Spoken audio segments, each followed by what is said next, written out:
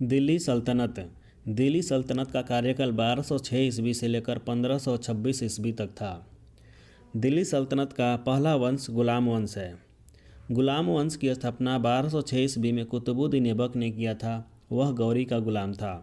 कुतुबुद्दीन ऐबक ने अपना राज्याभिषेक 24 जून 1206 ईस्वी को किया था। कुतुबुद्दीन ऐबक ने अपनी राजधानी लाहौर में बनाई थी। कुतुब मीनार की नींव कुतुबुद्दीन ऐबक ने डाली थी। दिल्ली का कुवत उल इस्लाम मस्जिद एवं अजमेर का 2.5 दिन का झोपड़ा नामक मस्जिद का निर्माण ऐबक ने करवाया था। कुतुबुद्दीन ऐबक को लाख बख्श यानी लाखों का दान देने वाला भी कहा जाता है। प्राचीन नालंदा विश्वविद्यालय को ध्वस्त करने वाला ऐबक का सहायक सेनानायक बख्तियार खिलजी था। ऐबक की मृत्यु 1210 ईस्वी में चौगान खेलते समय घोड़े से गिरकर हो गई। इसे लाहौर में दफनाया गया। ऐबक का उत्तराधिकारी आराम शाह हुआ, जिसे सिर्फ 8 महीने तक शासन किया। आराम शाह की हत्या करके इल्तुतमिश 1211 ईस्वी में दिल्ली की गद्दी पर बैठा। इल्तुतमिश तुर्किस्तान का इलबरी तुर्क था, जो ऐबक का गुलाम एवं दामाद था। ऐबक की मृत्यु के समय वह बदायूं का गवर्नर था। इल्तुतमिश लाहौर से राजधानी को स्थानांतरित करके दिल्ली लाया। इल्तुतमिश पहला ऐसा शासक था जिसने 1229 ईस्वी में बगदाद के खलीफा से सुल्तान पद की वैधानिक स्वीकृति प्रदान की। इल्तुतमिश की मृत्यु 1236 ईस्वी में हो गई। इल्तुतमिश के बाद उसका पुत्र रुकनुद्दीन फिरोज गद्दी पर बैठा। वह एक अयोग्य शासक था। इसके अल्पकालीन शासन पर उसकी मां शाह तुर्कान छाई रही। शाह तुर्कान के अवांछित प्रभाव से परेशान होकर तुर्की अमीरों ने रुकनुद्दीन फिरोज को हटाकर रजिया को दिल्ली की सिंहासन पर आसीन किया। इस प्रकार रजिया बेगम प्रथम मुस्लिम महिला थी जिसने शासन की बागडोर संभाली। रजिया ने पर्दा प्रथा को त्याग कर तथा पुरुषों की तरह चोगा यानी काब्बा एवं कुल्हा यानी टोपी पहनकर राज दरबार में खुले मुंह से जाने लगी। रजिया ने मलिक जमालुद्दीन याकुत को अमीर ए याखूर यानी घोड़े का सरदार नियुक्त किया। गैर तुर्कों को सामंत बनाने के रजिया के प्रयासों से तुर्की अमीर विरुद्ध हो गए और उसे बंदी बनाकर दिल्ली की गद्दी पर मोइजुद्दीन बहराम शाह को बैठा दिया। रजिया की शादी अल्तुनिया के साथ हुई। इससे शादी करने के बाद रजिया ने पुनः गद्दी प्राप्त करने का प्रयास किया, लेकिन वह असफल रही। रजिया की हत्या 13 अक्टूबर 1240 ईस्वी को कैथल के डाकुओं द्वारा कर दी गई। बहराम शाह को बंदी बनाकर उसकी हत्या 1242 ईस्वी में कर दी गई। बहराम शाह के बाद दिल्ली का सुल्तान अलाउद्दीन मसूद शाह 1242 ईस्वी में बना। बलबन के षड्यंत्र के द्वारा 1246 ईस्वी में अलाउद्दीन मसूद शाह को सुल्तान के पद से हटाकर नासिरुद्दीन मोहम्मद को सुल्तान बना दिया गया। नासिरुद्दीन मोहम्मद ऐसा सुल्तान था जो टोपी सीकर जीवन यापन किया करता था। बलबन ने अपनी पुत्री का विवाह नासिरुद्दीन मोहम्मद के साथ कर दिया। बलबन का वास्तविक नाम बहाउद्दीन था। वह इल्तुतमिश का गुलाम था। तुर्कान ए चिहलगामी का विनाश बलबन ने किया था। बलबन 1266 ईस्वी में गियासुद्दीन बलबन के नाम से दिल्ली की गद्दी पर बैठा। यह मंगोलों के आक्रमण से दिल्ली की रक्षा की और उसमें सफलता हासिल की। राज दरबार में सिजदा एवं पैबोस प्रथा की शुरुआत बलबन ने की थी। बलबन ने फारसी रीति रिवाजों पर आधारित नवरोज त्यौहार को प्रारंभ किया। अपने विरोधियों के प्रति बलबन ने कठोर लौह एवं रक्त की नीति का पालन किया। नासिरुद्दीन मोहम्मद ने बलबन को उलुग खां की उपाधि प्रदान की। बलबन के दरबार में फारसी के प्रसिद्ध कवि अमीर खुसरो और अमीर हसन रहते थे। गुलाम वंश का अंतिम शासक शमसुद्दीन की उम्र था। खिलजी वंश। गुलाम वंश के बाद आता है खिलजी वंश। खिलजी वंश 1290 से 1326 ईस्वी तक चला। गुलाम वंश के शासन को समाप्त कर 13 जून 1290 ईस्वी को जलालुद्दीन फिरोज खिलजी ने खिलजी वंश की स्थापना की। इसने किलोखरी को अपनी राजधानी बनाया। जलालुद्दीन की हत्या 1296 ईस्वी में उसकी भतीजे एवं दामाद अलाउद्दीन खिलजी ने कड़ामानीपुर इलाहाबाद में कर दी। 22 अक्टूबर 1296 ईस्वी में अलाउद्दीन खिलजी सुल्तान बना। अलाउद्दीन खिलजी के बचपन का नाम अली तथा गुरसाब था। अलाउद्दीन खिलजी ने सेना को नगद वेतन देने एवं अस्थायी सेना की नींव रखी। दिल्ली के शासकों में अलाउद्दीन खिलजी के पास सबसे विशाल अस्थायी सेना थी। घोड़ा दागने तथा सैनिकों का हुलिया लिखने की प्रथा की शुरुआत अलाउद्दीन खिलजी ने की। अलाउद्दीन ने भू राजस्व की दर को बढ़ाकर उपज का 1/2 भाग कर दिया, यानी 50% कर दिया। इसने खम्स यानी लूट का धन में सुल्तान का हिस्सा 1/4 भाग यानी 25% के स्थान पर 3/4 भाग यानी 75% कर दिया। इसने व्यापारियों में बेईमानी रोकने के लिए कम तौलने वाले व्यक्ति के शरीर से मांस काट लेने का आदेश दिया।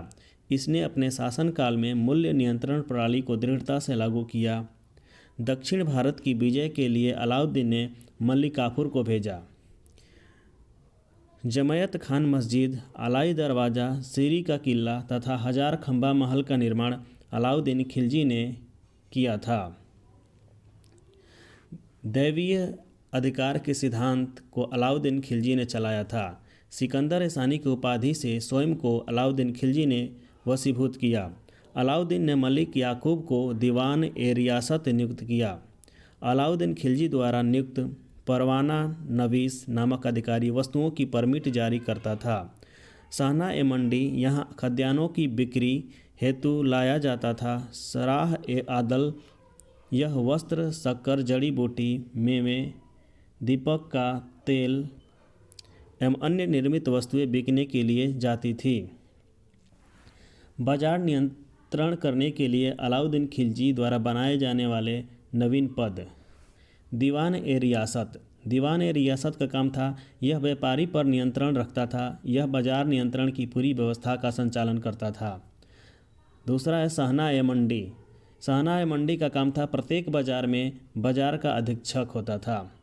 बरीद बाजार के अंदर घूमकर बाजार का निरीक्षण करता था। मुनहिनियान यानी गुप्तचर सूचना प्राप्त करता था।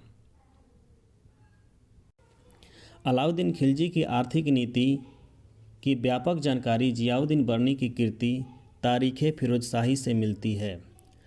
खजाइनुल फतूह अमीर खुसरो, रिहला इब्न बतूता एवं फतूह सलातिन इस्मामी की कृति है। मूल्य नियंत्रण को सफल बनाने में मुहतसिब यानी सेंसर, नाजिर यानी नाप तौल अधिकारी की महत्वपूर्ण भूमिका थी। राजस्व सुधारों के अंतर्गत अलाउद्दीन ने सर्वप्रथम मिल्क, इनाम एवं वक्फ के अंतर्गत दी गई भूमि को वापस लेकर उसे खालसा भूमि में बदल दिया। अलाउद्दीन खिलजी के द्वारा लगाए जाने वाले 2 नवीन कर थे। पहला चराई कर और दूसरा गढ़ी कर। चराई कर क्या होता है? तो यह दुधारू पशुओं पर लगाया जाता था। गढ़ी कर यह घरों एवं झोपड़ियों पर लगाया जाता था। अलाउद्दीन खिलजी की मृत्यु 5 जनवरी 1316 ईस्वी को हो गई। कुतुबुद्दीन मुबारक खिलजी 1316 ईस्वी को दिल्ली की सिंहासन पर बैठा। इसे नग्न स्त्री पुरुष की संगत पसंद थी। मुबारक खिलजी कभी कभी राज दरबार में स्त्रियों का वस्त्र पहनकर आ जाता था। वर्णी के अनुसार मुबारक कभी कभी नग्न होकर दरबारियों के बीच दौड़ा करता था। मुबारक खां ने खलीफा की उपाधि धारण की थी। मुबारक के वजीर खुसरो खां ने 15 अप्रैल 1320 ईस्वी को इसकी हत्या कर दी एवं स्वयं दिल्ली के सिंहासन पर बैठा। खुसरो खां ने पैगंबर के सेनापति की उपाधि धारण की। इसके बाद आता है तुगलक वंश। तुगलक वंश का कार्यकाल 1320 से 1398 ईस्वी तक। 5 सितंबर 1320 ईस्वी को खुसरो खां को पराजित करके गाजी मलिक या तुगलक गाजी गयासुद्दीन तुगलक के नाम से 8 सितंबर 1320 ईस्वी को दिल्ली के सिंहासन पर बैठा। गयासुद्दीन तुगलक ने करीब 29 बार मंगोल आक्रमण को विफल किया। गयासुद्दीन ने अलाउद्दीन के समय में लिए गए अमीरों की भूमि को पुनः लौटा दिया। इसने सिंचाई के लिए कुआं और नहरों का निर्माण करवाया। संभवतः नहरों का निर्माण करने वाला गयासुद्दीन प्रथम शासक था। गयासुद्दीन तुगलक ने दिल्ली के समीप स्थित पहाड़ियों पर तुगलकाबाद नामक एक नया नगर स्थापित किया। रोमन शैली में निर्मित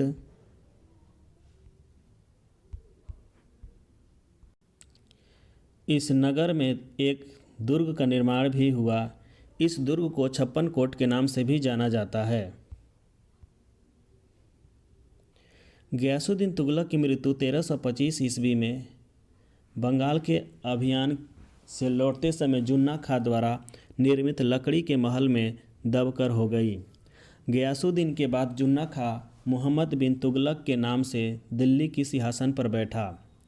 मध्यकालीन सभी सुल्तानों में मोहम्मद तुगलक सर्वाधिक शिक्षित, विद्वान एवं योग्य व्यक्ति था।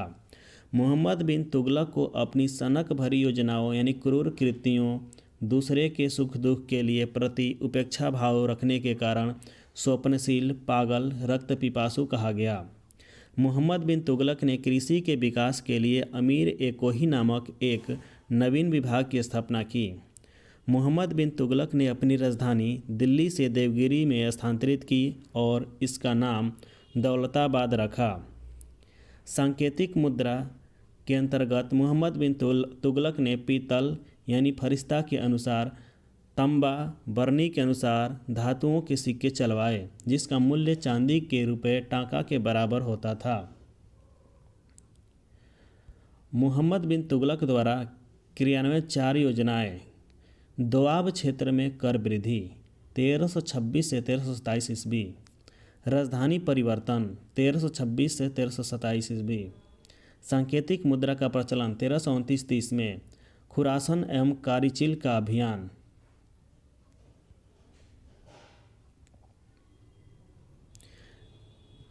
अफ्रीकी यात्री इब्न बतूता लगभग 1333 ईस्वी में भारत आया। सुल्तान ने इसे दिल्ली का काजी नियुक्त किया। 1342 ईस्वी में सुल्तान ने इसे अपने राजदूत के रूप में चीन भेजा। इब्न बतूता की पुस्तक रहला में मोहम्मद तुगलक के समय की घटनाओं का वर्णन है। इसने अपनी पुस्तक में विदेशी व्यापारियों के आवागमन, डाक चौकियों की स्थापना यानी डाक व्यवस्था एवं गुप्तचर व्यवस्था के बारे में लिखा। मोहम्मद बिन तुगलक की मृत्यु 20 मार्च 1351 ईस्वी को सिंध जाते समय थट्टा के निकट गोडाल में हो गई। मोहम्मद बिन तुगलक के शासनकाल में दक्षिण में हरिहर एवं बुक्का नामक 2 भाइयों ने 1336 ईस्वी में स्वतंत्र राज्य विजयनगर की स्थापना की। महाराष्ट्र में अलाउद्दीन बहमन शाह ने 1347 ईस्वी में स्वतंत्र बहमनी राज्य की स्थापना की। मोहम्मद बिन तुगलक की मृत्यु पर इतिहासकार बर्नी लिखता है कि अंततः लोगों को उससे मुक्ति मिली और उससे लोगों से। मोहम्मद बिन तुगलक शेख अलाउद्दीन का शिष्य था। वह सुल्तान का पहला शासक था जो अजमेर में शेख मोइनुद्दीन चिश्ती की दरगाह में एवं बहराइच में सलार मसूद गाजी के मकबरे में गया। मोहम्मद बिन तुगलक ने बदायूं में मीरन मुलहिम, दिल्ली में शेख निजामुद्दीन औलिया, मुल्तान में शेख रुकनुद्दीन और अजुनधन में शेख सुल्तान आदि संतों की कब्र पर मकबरे बनवाए। फिरोज शाह तुगलक का राज्याभिषेक थट्टा के नज़दीक 20 मार्च 1351 ईस्वी को हुआ। पुनः फिरोज का राज्याभिषेक दिल्ली में अगस्त 1351 ईस्वी को हुआ। खलीफा द्वारा इसे कासिम अमीर उल मेमोमिन की उपाधि धारण की। राजस्व व्यवस्था के अंतर्गत फिरोज शाह ने अपने शासनकाल में 24 कष्टदायक करों को समाप्त कर केवल 4 कर खराज, खुम्स, जजिया, जकात को वसूल करने का आदेश दिया। खराज मतलब लगान, खुम्स यानी युद्ध में लूट का माल, जजिया एवं जकात को वसूल करने का आदेश दिया। फिरोज शाह तुगलक ब्राह्मणों पर जजिया लागू करने वाला पहला मुसलमान शासक था। फिरोज शाह तुगलक ने एक नया कर, सिंचाई कर भी लगाया जो उपज का 1/10 भाग था। फिरोज शाह तुगलक ने 5 बड़ी नहरों का निर्माण करवाया। फिरोज तुगलक ने 300 नए नगरों की स्थापना की। इसमें हिसार, फिरोजाबाद, दिल्ली, फतेहाबाद, जौनपुर, फिरोजपुर, प्रमुख हैं। इसके शासनकाल में खिजराबाद यानी टोपरा गांव मेरठ से अशोक के 2 स्तंभों को लाकर दिल्ली में स्थापित किया। सुल्तान फिरोज शाह तुगलक ने अपना अनाथ मुस्लिम महिलाओं, विधवाओं एवं लड़कियों की सहायता के लिए एक नया विभाग दीवान-ए-खैरात की स्थापना की। सल्तनतकालीन सुल्तानों के शासनकाल में सबसे अधिक दासों की संख्या करीब 1,80,000 फिरोज शाह तुगलक के समय थी। दासों की देखभाल के लिए फिरोज ने एक नए विभाग दीवान-ए-बंदगान की स्थापना की। इसने सैन्य पदों को वंशानुगत बना दिया। इसने अपनी आत्मकथा फतुहात-ए-फिरोजशाही की रचना की। इसने जियाउद्दीन बर्नी एवं शम्स-ए-सिराज अफीक को अपना संरक्षण प्रदान किया। इसने जियाउद्दीन बर्नी एवं शम्स-ए-सिराज अफीक को अपना संरक्षण प्रदान किया। इसने ज्वालामुखी मंदिर के पुस्तकालय से लूटे गए 1300 ग्रंथों में से कुछ को फारसी में विद्वान अपाउद्दीन खूमी मंदिर के पुस्तकालय से लूटे गए 1300 ग्रंथों में से कुछ को फारसी में विद्वान अपाउद्दीन द्वारा दलायते फिरोजशाही नाम से अनुवाद करवाया। इसने चांदी एवं तांबे के मिश्रण से निर्मित सिक्के भारी संख्या में जारी करवाया, जिसे अद्दा एवं बिख कहा जाता था। फिरोज शाह तुगलक की मृत्यु सितंबर 1388 ईस्वी को हो गई। फिरोज शाह के काल में निर्मित खान-ए-जहां तेलंगानी के मकबरे की तुलना जेरूसलम में निर्मित उमर के मस्जिद से की जाती है। सुल्तान फिरोज तुगलक ने दिल्ली में कोटला फिरोज दुर्ग का निर्माण करवाया। तुगलक वंश का अंतिम शासक नासिरुद्दीन मोहम्मद तुगलक था। इसका शासन दिल्ली से पालम तक ही सीमित रहा। तैमूरलंग ने सुल्तान नासिरुद्दीन मोहम्मद तुगलक के समय 1398 ईस्वी में दिल्ली पर आक्रमण किया। नासिरुद्दीन के समय में ही मलिक-उर-शक यानी पूर्वाधिपति की उपाधि धारण कर एक हिजड़ा मलिक सरवर ने जौनपुर में एक स्वतंत्र राज्य की स्थापना की। उसके बाद आता है सैयद वंश। सैयद वंश का कार्यकाल है 1414 से 1451 ईस्वी। सैयद वंश की स्थापना खिज्र खां के द्वारा की गई थी। इसने सुल्तान की उपाधि न धारण कर अपने को रैयत-ए-अल्लाह की उपाधि से ही खुश रखा। खिज्र खां तैमूरलंग का सेनापति था। भारत से लौटते समय तैमूरलंग ने खिज्र खां को मुल्तान, लाहौर एवं दीपालपुर का शासक नियुक्त किया। खिज्र खां नियमित रूप से तैमूर के पुत्र शाहरुख को कर भेजा करता था। खिज्र खां की मृत्यु 20 मई 1421 ईस्वी को हो गई। खिज्र खां के पुत्र मुबारक खां ने शाह की उपाधि धारण की। याहिया बिन अहमद सरहिंद को मुबारक शाह का संरक्षण प्राप्त था। इसकी पुस्तक तारीख-ए-मुबारक शाही में सैयद वंश के विषय में जानकारी मिलती है। यमुना के किनारे मुबारकाबाद की स्थापना मुबारक शाह ने की थी। सैयद वंश का अंतिम सुल्तान अलाउद्दीन आलम शाह था। सैयद वंश का शासन करीब 37 वर्षों तक चला। इसके बाद आया लोदी वंश। लोदी वंश की स्थापना 1451 ईस्वी से 1526 ईस्वी तक रहा। लोदी वंश का संस्थापक बहलोल लोदी था। वह 19 अप्रैल 1451 ईस्वी को बहलोल शाह गाजी की उपाधि से दिल्ली के सिंहासन पर बैठा।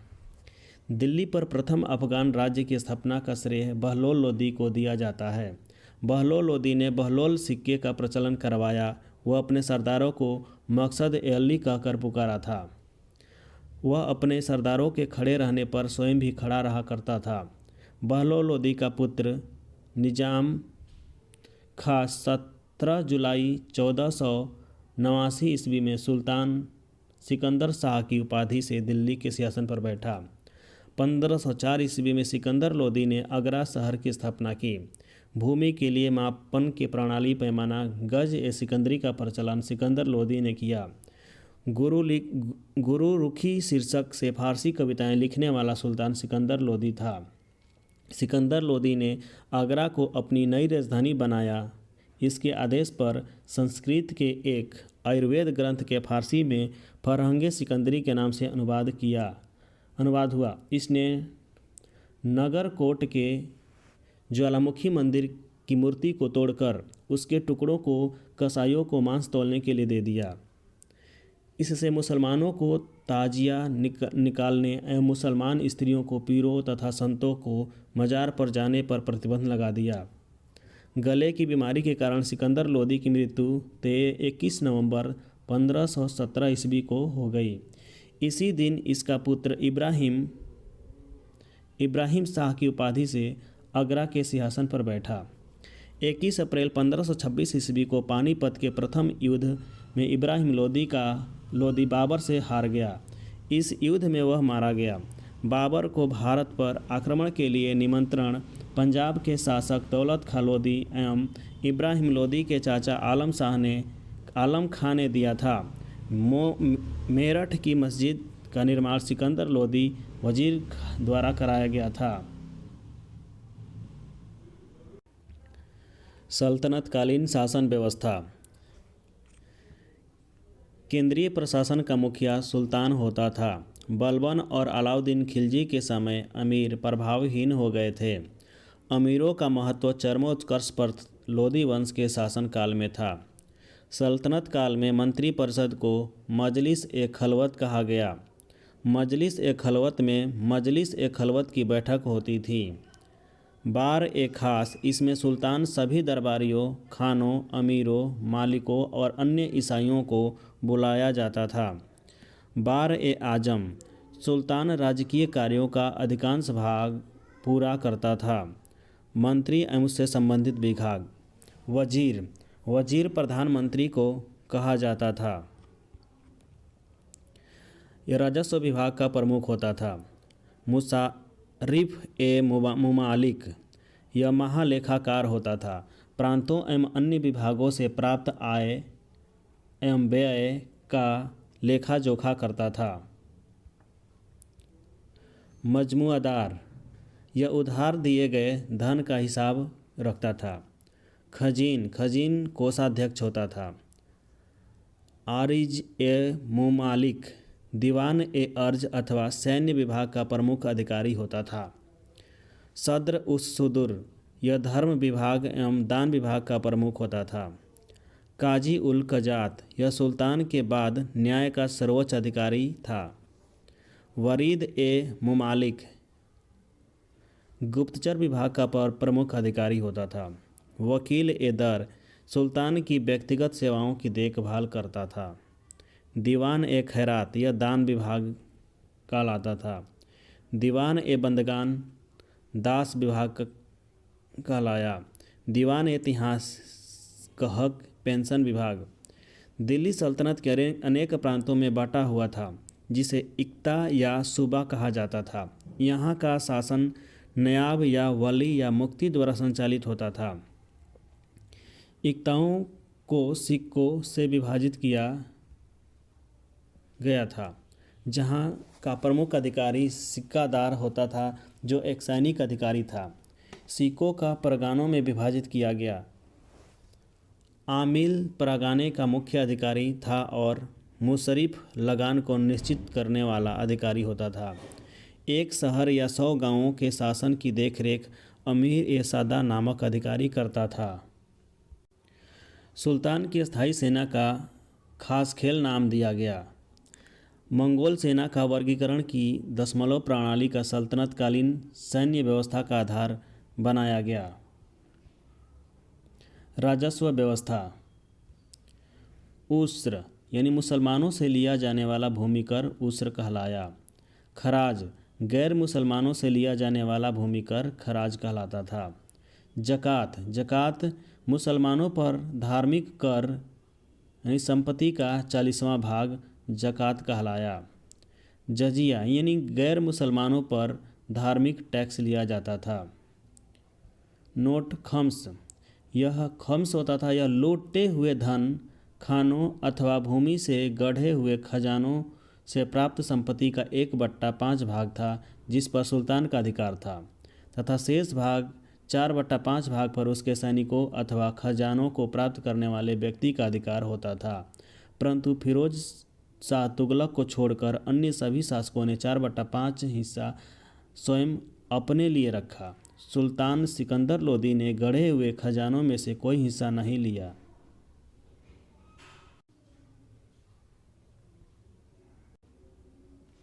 सल्तनत काल में बारूद की सहायता से गोला फेंकने वाली मशीन को मंगलिक तथा अर्दा कहा जाता था।